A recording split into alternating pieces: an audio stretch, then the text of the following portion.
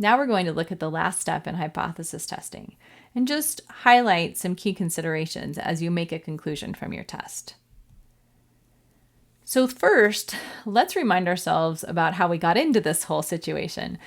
Before we could go down the rabbit hole of hypothesis testing, we had to start with a default course of action, and we had to have some uncertainty.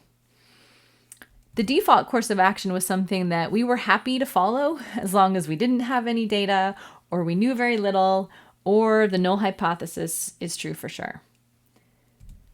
Now, then we've collected some data, simulated our test statistic, calculated our p-value, and we find if our p-value is less than or equal to your predetermined significance level, then we reject the null, and we say the data is consistent with the alternative. Really, this means that we have been convinced by data to change our default. Okay.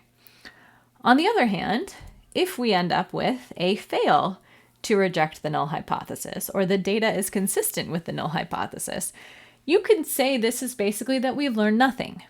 And I don't want you to think of learning nothing as a bad thing in the statistical context. It has just told us that the data is consistent with our default plan of action, and we're going to continue along with that plan. We just have no reason to change our mind.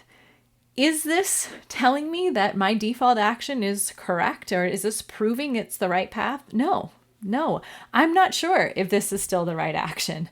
Welcome to the beauty and the difficulty of uncertainty.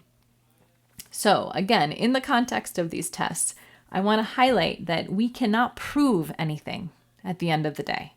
This is just a process for helping us determine whether or not we should change our default action. Whether you use a conventional cutoff for your significance level or your own judgment, it's important to keep the following practices in mind. First, you should always provide your observed test statistic and your p-value so that readers or people, your stakeholders, can decide on their own whether or not they think the p-value is small. And you don't want to look to defy convention if the result is not to your liking. So you don't want to all of a sudden up your significance cutoff just because your p-value wasn't as small as you'd hoped.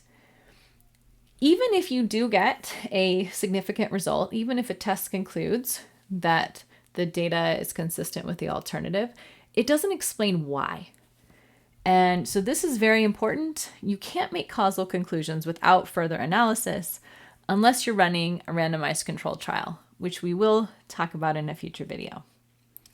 So these are just some common things and important tips to remember as you are making conclusions from your hypothesis test.